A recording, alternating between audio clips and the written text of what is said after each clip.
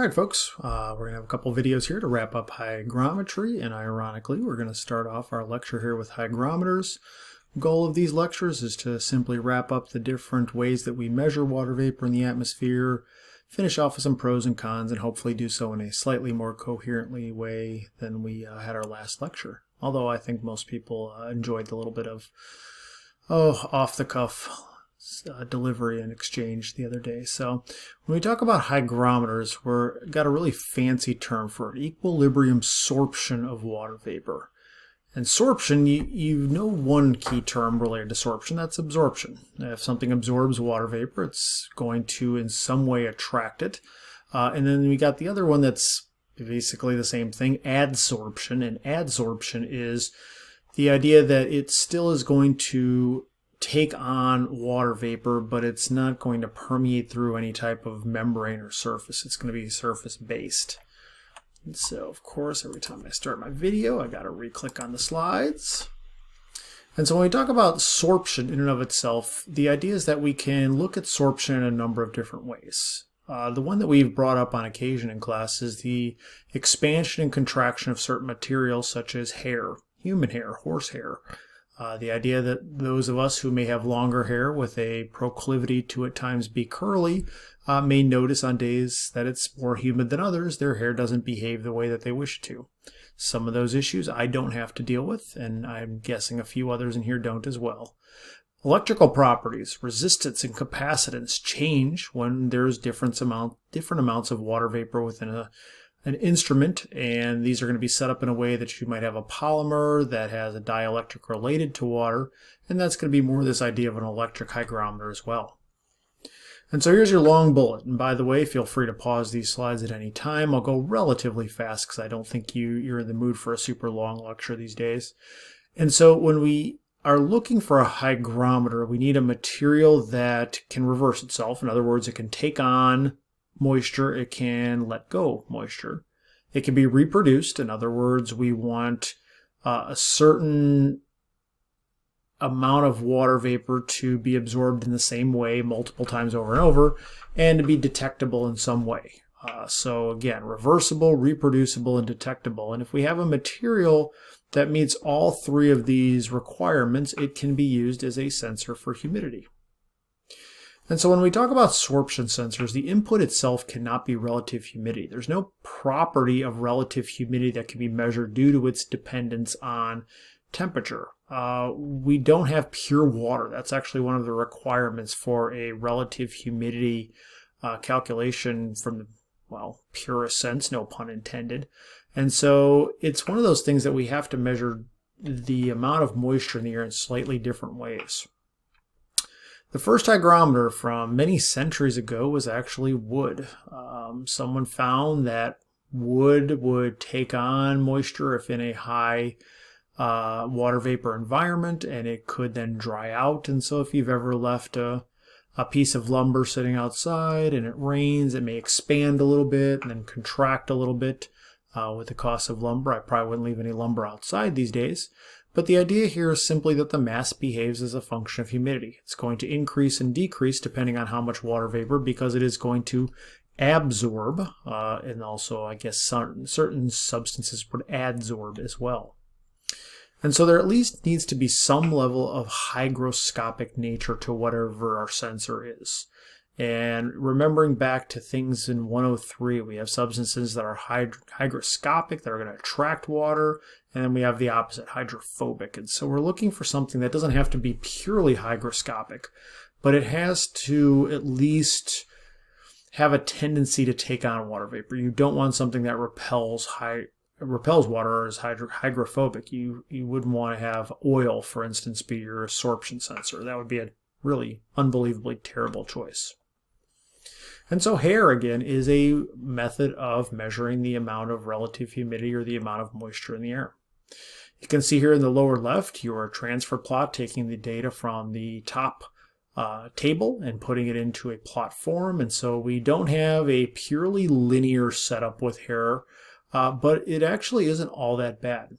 You can notice that we have a greater slope for lower relative humidity values, And then as we work our way upwards of, say, 70% RH, we're really getting small changes in the elongation of hair as we get higher and higher values of humidity. If you get a hair hygrometer, it's almost always going to be set up with multiple pieces of hair, and usually it's more of a synthetic hair. Horse's hair is common. But yes, if you really wanted to do it, you could have human hair be part of this experiment. Probably would have to have it go through some type of laboratory testing as well. The one thing that is majorly difficult when it comes to a hygrometer with hair is the hysteresis. It is going to have a really large hysteresis relative to anything else we've talked about thus far. Over time, as they do expand and contract, yes, it's reproducible, but these will have significant drift. And if I take a piece of hair in 0% RH and introduce it to 80% relative humidity, it would take a long time to see that elongation move from what was a baseline all the way up to a 90% elongation. And so it is one of those things that is usable, but is not going to be commonly found.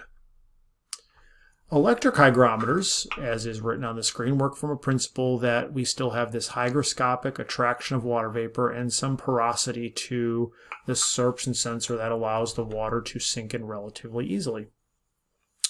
These are going to be sorption sensors that take up water, and with that water we're going to cause some type of change in an electrical parameter. The idea that we can affect the resistance and we can affect the capacitance.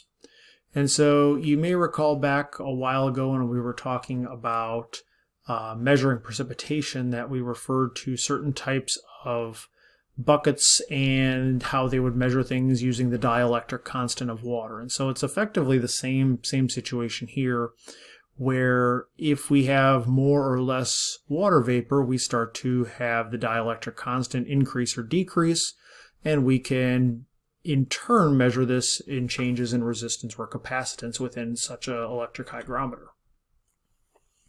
And so here we can see our sorption sensor with some electric hygrometers, your input there being vapor pressure and temperature, and then a number of different setups. The mass of water is kind of in the middle there, and you have on the top line a polymer capacitive sensor where we'd be measuring something with the transducers in terms of capacitance. That would effectively change a frequency and then output a voltage or a current. The bulk polymer resistance sensor in the middle, whatever I just said, bulk polymer resistance sensor.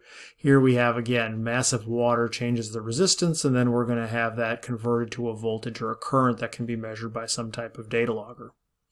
And then at the bottom, a carbon hygrostor.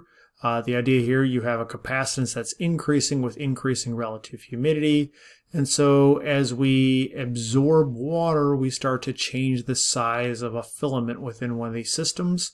That in turn affects the resistance, and ultimately, again, we can convert that through a transducer to a voltage or a current, which gets output and then some type of logger likely, and then a data display. Capacitance sensor. The idea here, water again has a larger dielectric constant than a thin layer of a certain type of polymer. And for the sake of my sanity and yours, we're not going to get into the different types of polymers that are used for an electric hygrometer. If we had a couple weeks left in the semester, we'd probably go there. And so we have this really thin layer of a substance that, again, is going to be hygroscopic in some level. And as we sorb in some of moisture into that layer, it's going to make it larger, would be the better way to say it, and that's going to ultimately also change the capacitance. And so you can see capacitance in picofarads here on the y-axis slowly goes up as we have our relative humidity increase. And so we'll end this series here, and as I said, I'll have one more lecture on video here with the idea of a chilled mirror sensor with dew point. And so we're basically here taking the ambient air and we are moving it across a mirror. And so in the first bullet here, it says atmospheric humidity can be determined by cooling a substance until a vapor liquid, or if we were having deposition occur, a solid, equilibrium is achieved. And so what's going on here is we have air that's flowing, hopefully my mouse is showing up, air that is flowing across this mirror, this thermal, with a thermoelectric heat pump below it.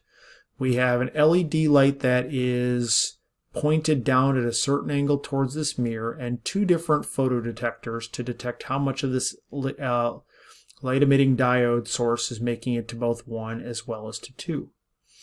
This information gets funneled to a control unit and ultimately through a number of other series back to a temperature unit where we measure both temperature in order to find the dew point temperature. So what's happening? We take this airflow and we have some way to either heat or cool the air that's flowing across this mirror. What we're ultimately trying to do is get the point at which a thin film develops across this mirror. So if the mirror is there, we're simply going to have a certain amount of light that gets reflected up to 2. Notice the angle here, incoming is outgoing. As we start to change the film or the dew point temperatures reached on the top of this mirror, it starts to change the way the angle is going to behave. And we get a scattering of light as we have the airflow cool to the point of the dew point.